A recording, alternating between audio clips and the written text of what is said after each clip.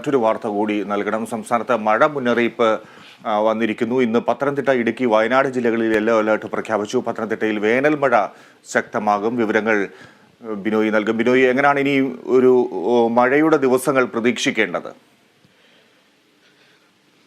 Fiji, തീർച്ചയായിട്ടും വേനൽ ചൂടിന് ആശ്വാസമായിക്കൊണ്ടുള്ള വേനൽ മഴ ബുധനാഴ്ച വരെ തുടരും എന്നാണ് കാലാവസ്ഥാ നിരീക്ഷണ കേന്ദ്രത്തിൽ നിന്നുള്ള അറിയിപ്പിൽ പറയുന്നത്. ഒപ്പം ഒട്ടുമിക്ക ജില്ലകളിലും കാര്യമായ തരത്തിൽ മഴ ലഭ്യമാകുമെന്നും പറയുന്നു. തെക്കൻ ജില്ലകളിലാണ് വേനൽ മഴ കൂടുതലായി കിട്ടാനുള്ള സാധ്യത.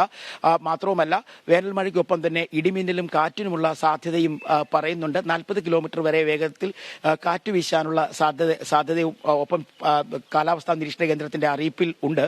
അതേസമയം മറ്റൊരു കാര്യം, ഇത്തവണ വേനൽ മഴ കുറഞ്ഞുപോയി എന്നുള്ളത് വലിയ തരത്തിൽ കുടിവെള്ളക്ഷാമത്തിനൊക്കെ വഴിവെച്ചിരുന്നെങ്കിൽ പോലും മൺസൂൺ കൃത്യസമയത്ത് എത്തും എന്നുള്ളൊരു വിവരം കൂടി കാലാവസ്ഥാ നിരീക്ഷണ കേന്ദ്രത്തിന്റെ അറിയിപ്പിൽ പറയുന്നുണ്ട്.